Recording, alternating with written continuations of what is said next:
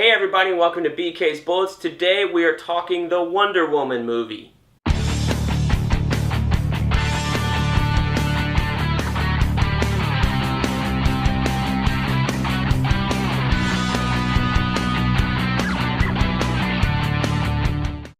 Hey everybody, welcome back to BK's Bullets. We're going to talk about the Wonder Woman movie today. It came out last Friday. If you have not seen it, please come back to this video.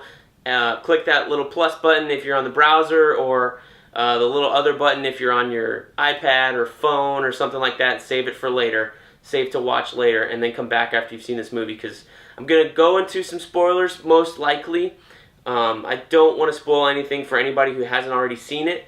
And we want to support the DCEU and try and get more movies of this quality, first and foremost, to be made and continue to be made if we are a DC fan, right? Because Marvel has umpteen movies. They already know their formula. DC's still trying to figure it out. So we want to help DC by doing that, by showing them this is the kind of movie we want, not Batman v Superman or Suicide Squad, because honestly those movies were not very good. So let's talk about Wonder Woman. Came out last Friday, June 2nd, I believe, and directed by Patty Jenkins, starring Gal Gadot, Chris Pine, and David Thewlis. I can't decide if I want to spoil him right now or not, but anyway, we'll get back to him later. I liked the movie. I liked it a lot. I thought it was a good movie. I did not think it was a great movie, much less the best movie ever seen. I've seen a lot of hyperbole online about how this is a great comic book movie and should be lauded up there in terms of like the higher hierarchy or higher echelon with Superman the movie, The Dark Knight, The Avengers, and maybe Wonder Woman a couple spots below that. I don't think it belongs up there. I think it's pretty solid. It's still not better than the first Iron Man movie, and that's not a dig at it. That first Iron Man movie is very good. And seeing as that was Marvel's first movie, it's also very hard to beat that movie in terms of everybody's nostalgia for it, because you weren't expecting a movie that good so soon, whereas DC has had some fits and some starts, honestly. I liked Man of Steel. I'm a fan of Man of Steel. I'm not a fan of Batman v Superman or Suicide Squad. I have those things on Blu-ray. I don't think I've rewatched them. I have not rewatched Suicide Squad since I got it. I've watched the special features, and I think I've watched Batman v Superman, the extended edition, once. So those are a little bit things for me. I probably should go revisit them. But anyway, talking back to Wonder Woman, it's a good film. It's a good film. If I had to rate it, I'd probably give it like a 3.5 out of 5 stars, maybe a 4. Probably. Okay, let's go for 4 stars, because I label it as good. For me, it's like poor is 1 star, fair is 2 stars, 3 is average. It was okay, kind of thing. 4 stars is good, and then 5 I would consider to be great. You know, and then you can go on from there, I guess, if in terms of greatness. But I liked the movie. It was an origin story. I liked the origin story, even though I'm pretty tired of origin stories right now. But if anybody needed an origin story, it was probably Wonder Woman. She is an icon, but she hasn't had a presence in media since the 70s, really. She's made some appearances in the Justice League cartoons and that, but you know, when everybody thinks Wonder Woman before this movie came out, or Batman v Superman last year, they probably thought of Linda Carter doing her spin, right? Woo! There's my Linda Carter spin. So, anyway, Wonder Woman needed her origin to be retold, and for a new audience and a new generation. Now, there is a great Wonder Woman animated movie put out by DC and Warner Brothers a few years ago. They just re-released it on Blu-ray. I think it was like the 10th anniversary or something like that, or they were just hyping up the new Wonder Woman movie. Kerry Russell voices Wonder Woman in that movie, and Alfred Molina is Ares. It is very good. It's also not for kids. It does have a PG-13 rating, and the Amazons are brutal. There's some flirtation in that movie, just like the live-action one, but we're not here to talk about that. But I do recommend it if you liked this Wonder Woman live-action movie. Go visit the animated one as well.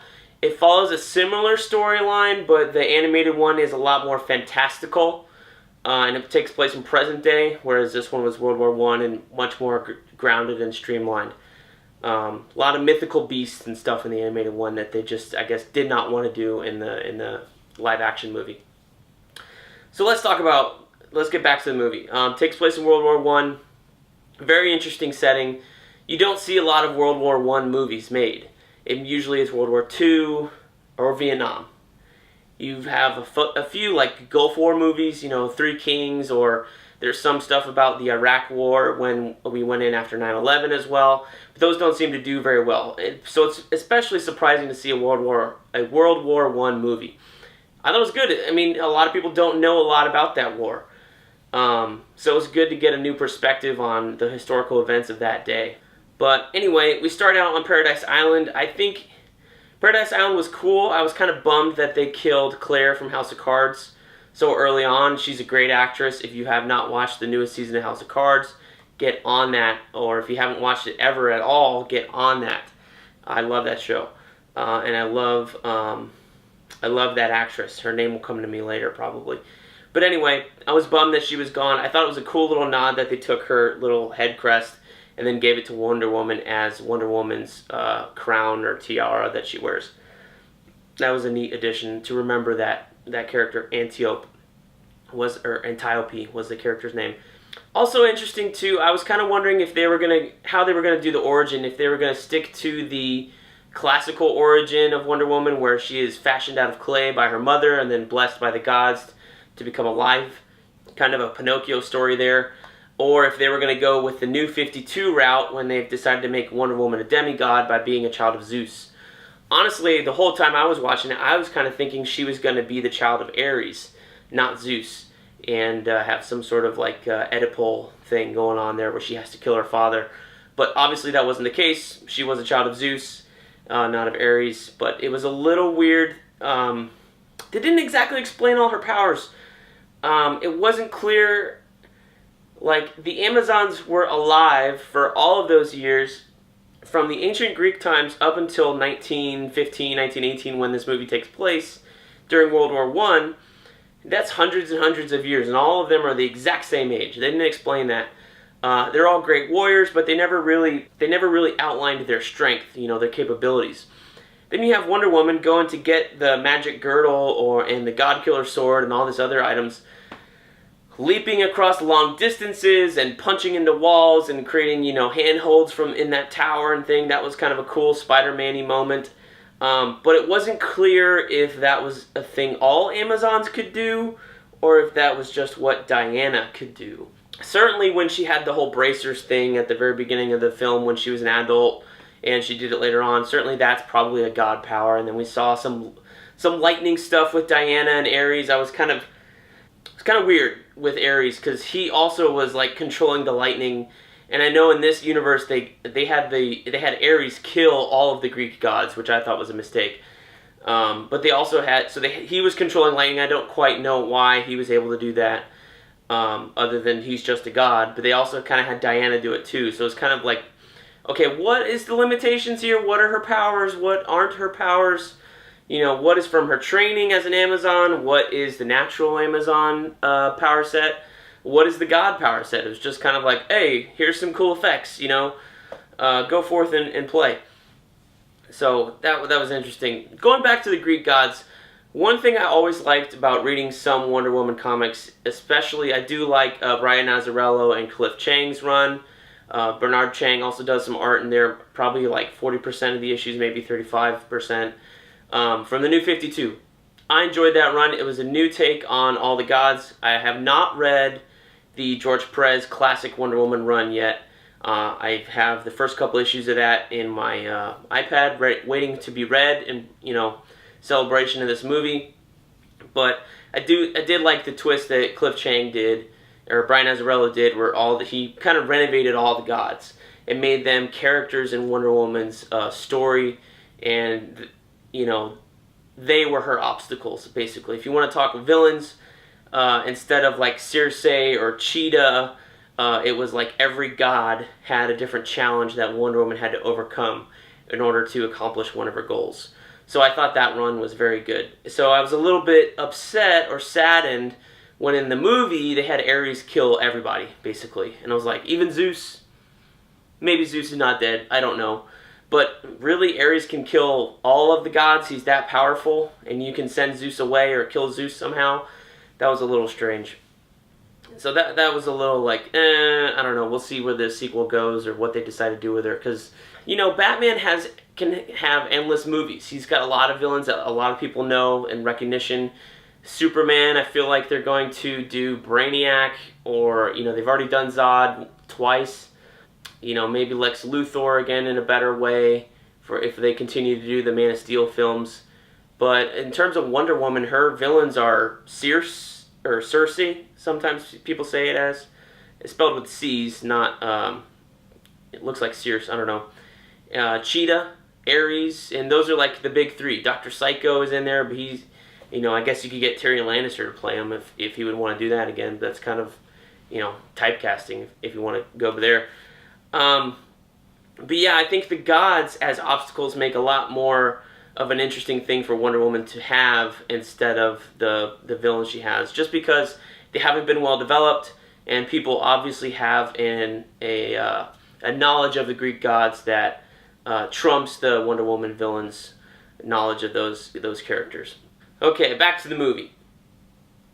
Chris Pine is Steve Trevor. I like Chris Pine a lot. He's very serviceable here. He does a pretty good job. I saw a lot of praise for him online. I didn't think he was like astounding in this movie.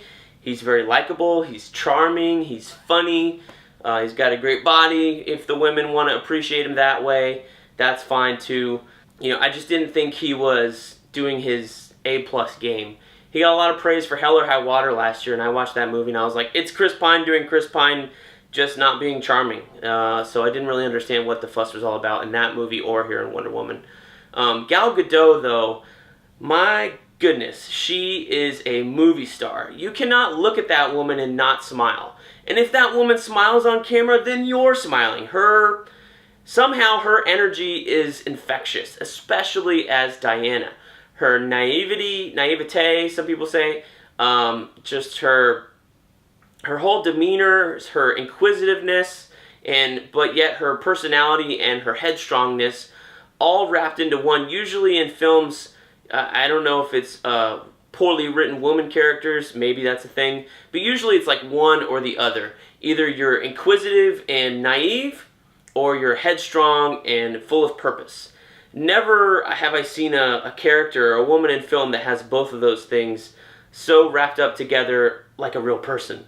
And I know that that's what this movie's being celebrated for, is people.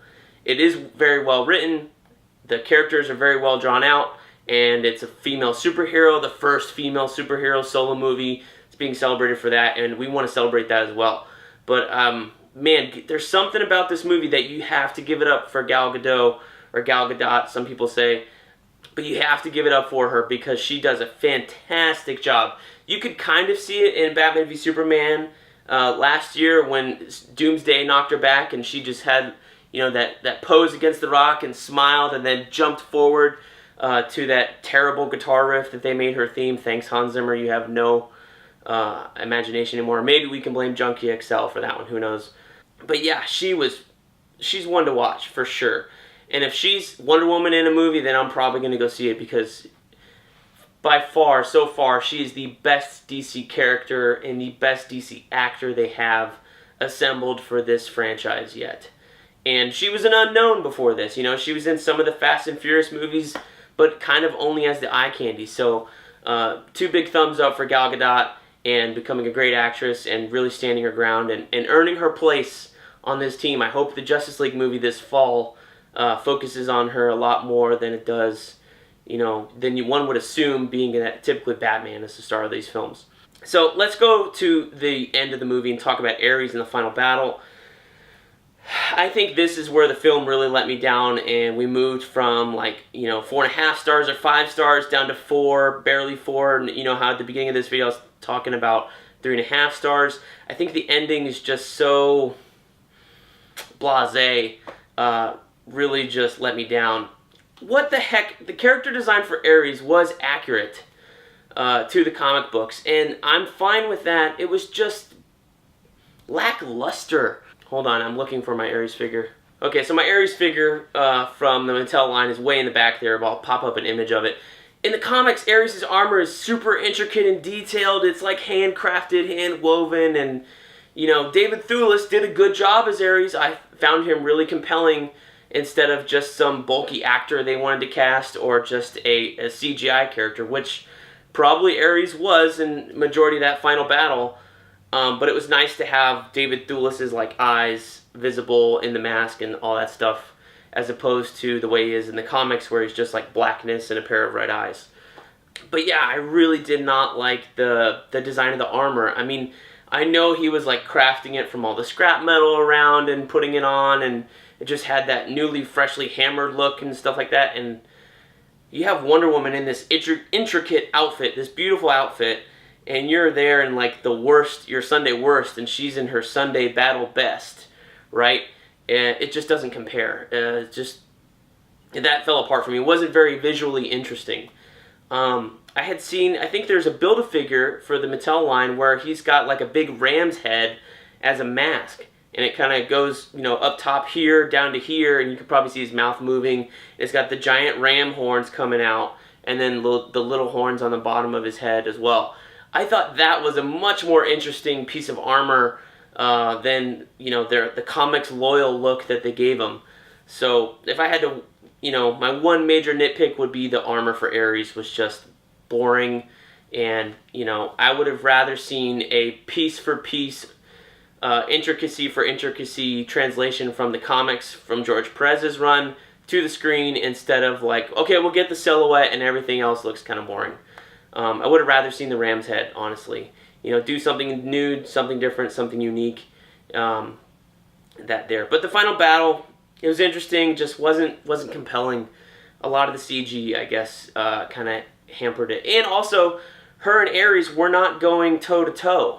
They were standing far away from each other and throwing things at each other, and, you know, the energy blasts are blocking the fire and stuff like that. I know you got to get this in there because it's Wonder Woman, but it wasn't, if that's all the final battle was, it was not very compelling.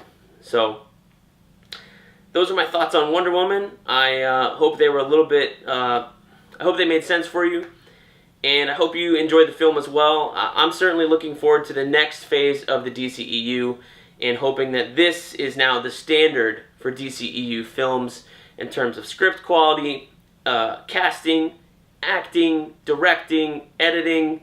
I like the music too. Just keep it up from here, DC, and give us some more good movies, because if you can do more like this, you'll be on the right track. So thanks everybody again for watching, and I will see you in the funny pages. Don't forget to like, comment, or subscribe down below. Let me know what you think about the channel, about the videos, or let me know what you liked or disliked about the movie. What do you disagree with me about? Let me know, and we'll discuss down below. Thanks, bye-bye.